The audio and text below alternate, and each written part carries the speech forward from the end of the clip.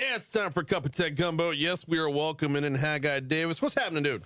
So excited, Brian. Ready for a great show. Excellent. We're going to get to what every science fiction viewer has ever feared. AI is learning. AI is learning to reason. We'll get to that a little bit later. I got to start off with YouTube and the NFL, though. Yes. I'm curious about this because I could see both paths here. This could either be the biggest flop in history, or it could actually grow the NFL in popularity and make everybody a butt ton of money. So YouTube has taken over the Sunday ticket from DirecTV. Mm-hmm. And they're going to have their YouTubers out there on the sidelines. Yeah. They're going to have a multicast thing. You're going to be able to, on YouTube, you're going to be able to have the traditional broadcast with the guys in the jackets and the ties and, former players and all that kind of stuff.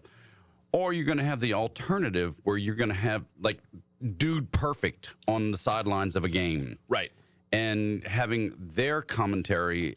Or you're going to have some other folks where there'll be dueling fans. You'll have a couple of Saints fans versus a couple of Falcons fans giving their play-by-play of the game from the sidelines. And so YouTube is trying to be very creative about how they're going to do this. Now, YouTube did raise the prices, though. Oh? Yes. It was $250 for the Sunday ticket when it was on DirecTV. This year it's going to be about $300. But if you sign up before June 6th, it's only $250. So okay, run on out there right now and spend your money on the NFL and save $100. Fair enough. And bear in mind, again, that's for the Sunday ticket package. That's for all of it, right? Right. Yeah. But you'll be able to see every game. This isn't just catching Saints games on a Sunday. Correct. You could still do that on Fox or CBS, whatever station they're on. Correct. But this is for the Sunday ticket package. So, yeah, the first influencer I thought of when this came up would be Devin Snow, the Red Bean guy. Right. Yeah.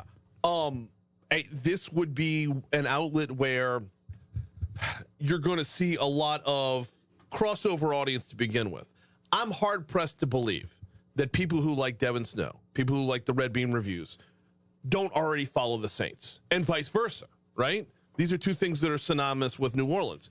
What I'm curious about, though, is how long it's going to take YouTube to find that let's get an influencer out there who isn't necessarily already tangential to sports and just completely disconnected from sports. I could see Mark Rober sitting there on the sideline with his robot that kicks field goals. Sure. I mean, doing something at halftime, and it would be a lot more interesting than listening to the highlights of other games that I don't care about. I could see that working to bring more people into the game. Hey, I don't really like football, but I love this person's commentary on football because it's so stupid. Right. Or it's like the multicast when, for the national championship, when ESPN's got it on 6 different platforms. You got the coaches on one channel. You got the Mannings on one channel. You got just the Sky Cam only with no audio. Right. I mean, all of those different things could really become a very interesting way, and it just is going to expand the way people consume the NFL. Now, this is also going to bring about questions about oversaturation. Is there such a thing with the NFL? I believe there is, and it's going to be hard to see it, but I believe there is in terms of, as of right now, you could still get away from the NFL on a Sunday. But if your hobbies are music and fashion, and now all your music and fashion influencers are getting paid in order to cover the NFL, well, then where's my escape from the NFL? Because if I want to go to any other outlet, now it has infested that as well. And if you're not a football fan, you're not a football fan. And trying to force a Kardashian into the, You're either gonna, if you're not watching the NFL on Sundays, because you're watching the Real Housewives or LA Law, or Law and Order replays. I mean, that's Teresa's already doing commercials. Teresa from Housewives of New Jersey is already doing commercials. So if that is your outlet, but now the Real Housewives are fighting on the sidelines while they're playing a football game on the field, now you've lost that as your escapism as well. So oversaturate. I think oversaturation. It might bring a new audience into the NFL. See, this is why I can see it both ways. Exactly. This is why I can see, because you can have Fans of you can have fans of Andy Cohen want to watch football, but conversely, it's like it's just enough is enough.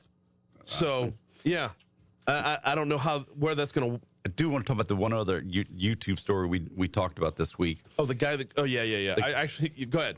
Yeah, this guy he had a little prop plane flying out of Southern California. He bails out. He calls in radio control near the tower that he's engine trouble, and he jumps out of the airplane with his parachute. And oh, by the way, he had YouTube cameras on the wing and on the tail of the airplane as it crashed into the mountain. And he had a GoPro strapped to his head, and he's watching it all the way down. And then he lied to the FAA. No, this was not a stunt. This was real. This was real. Oh, well, yeah. And then he finally fessed up. The dude is looking at 20 years in prison now. For crashing a plane? For lying to the FAA. Oh.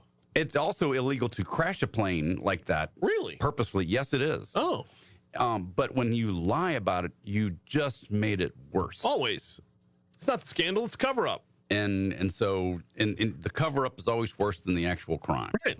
And so this guy is in serious hot water. He's got millions and millions of views on this. Sure. But these millions and millions of views are going to translate into 20 years in Attica.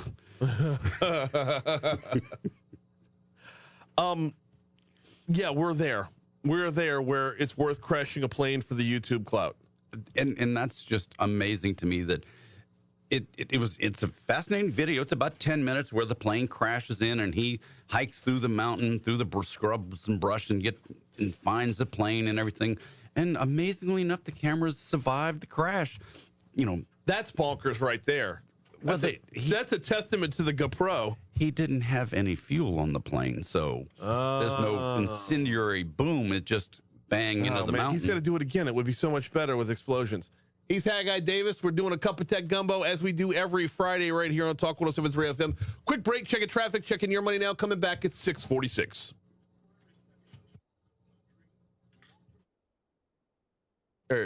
AI shows signs of human reasoning. That's where we're going to go when we get back.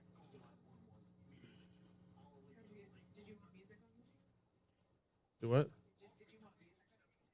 No. Okay, I'm like, start sitting up me and I got you, but.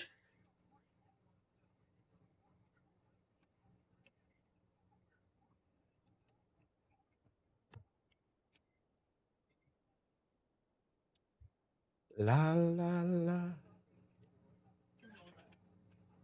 Do what? Yeah, me too.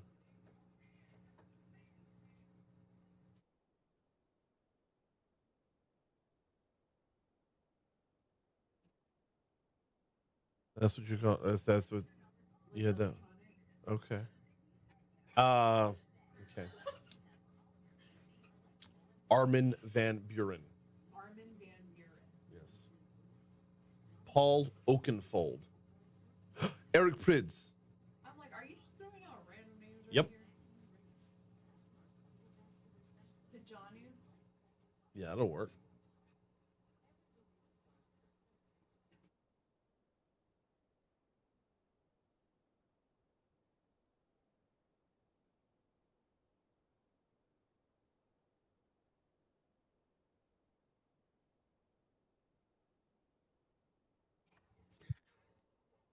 Amazing how one simple comment leads into a whole long string of comments on the Facebook.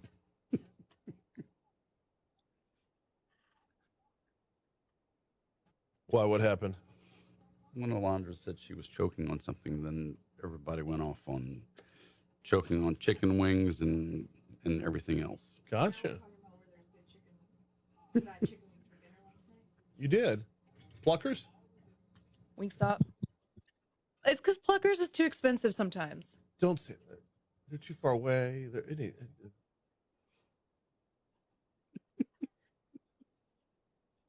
Kill the mics for a sec.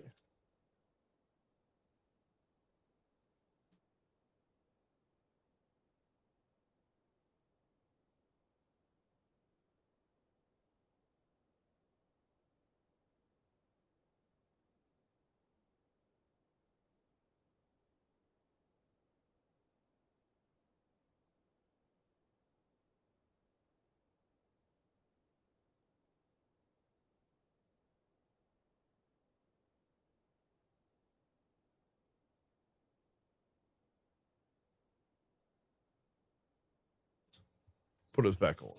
I had they have like a new flavor, the hot honey or something like that. It was good. Hot honey and is then hot lemon pepper.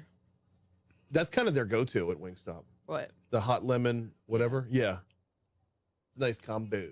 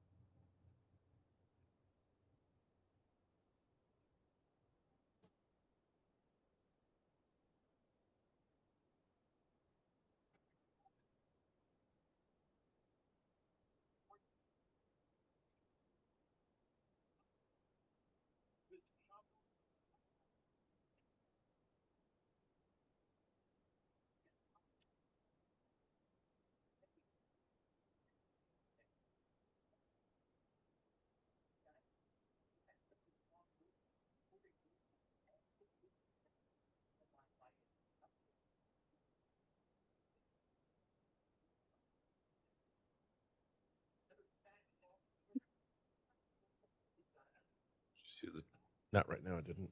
oh.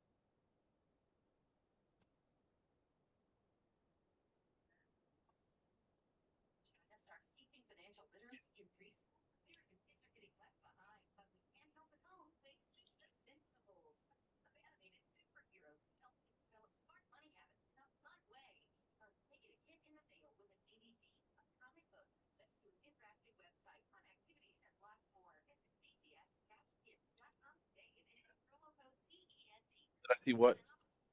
Oh, Troy sent a pic. It's funny. That's funny.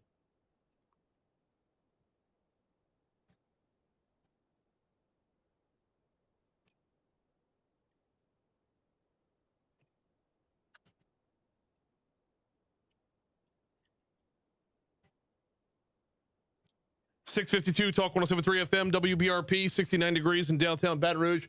Mornings with Brian Haldane rolling right along. Cup of Tech Gumbo rolling right along. All right, it's time to move from technology just straight into science fiction. Microsoft says AI shows signs of human reasoning. I love this story. Haggai, the story reads, when computer scientists at Microsoft started to experiment with a new artificial intelligence system last year, they asked it to solve a puzzle that should have required an intuitive understanding of the physical world. Quote, here we have a book, 9 eggs, a laptop, a bottle, and a nail, they asked. Please tell me how to stack them onto each other in a stable manner. This was fascinating that the ChatGPT came back and said, well, the first thing you do is you put the eggs on a book, and then you arrange the eggs in 3 rows and with space between them. Make sure you don't crack the eggs, and then you place the laptop on top of the eggs, and you keep the keyboard facing up. In that way, the laptop will fit snugly on the boundaries, and it just keeps going on. And it's using common sense kind of thing. Like you wouldn't think, okay, that a computer's going to know the delicacy of, or not delicacy, the how fragile that an egg would be. So you have to, if you place 9 of them together and you put that on top, you're kind of spacing out the force across all of the 9 eggs. Right. And it was just a real interesting way that the computer came back with a somewhat reasoning type of answer. How does the computer know that eggs crack? And that's a great question. I mean, that's part of what this large language model computers are doing. This machine learning, this artificial intelligence it's picking up things that it's just learning. Right. But there's a feel, and I know I'm being like over the top scared about it, but there's a feel that it's learning from beyond what we input. A computer should be input, gets output.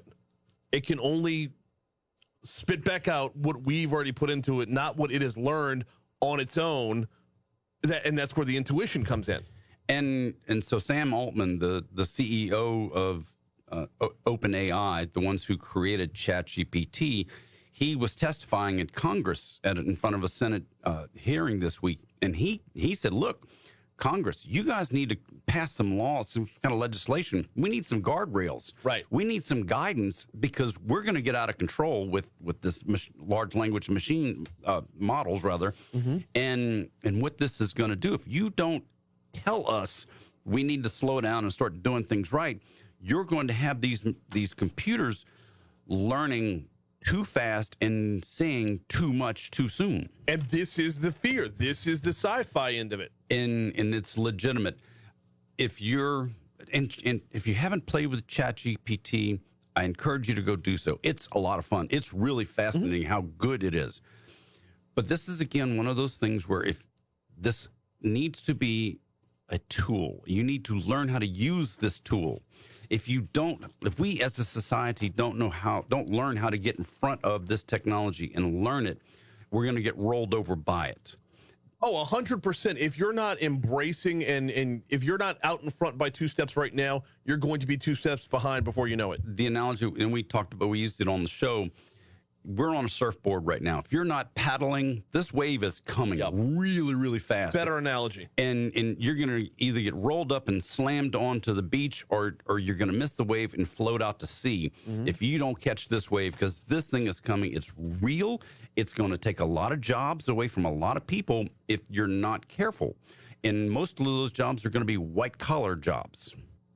The people with the high degrees, the attorneys, the accountants, those types of jobs are going to be very, very hard-pressed to really be necessary in the future if this ChatGPT isn't reined in somehow. Haggai Davis in. It's Cup of Tech Gumbo. We do it every Friday. My question about this, though, is what is it about the program that makes the computer intuitive? Well, see, that's just it. It's not intuitive. It's learning, but all of these programs, these ChatGPT, Google's Bard, their Palm 2, all the different large language model, they're just guessing the next word. They're just getting better at guessing what the next word in every response should be.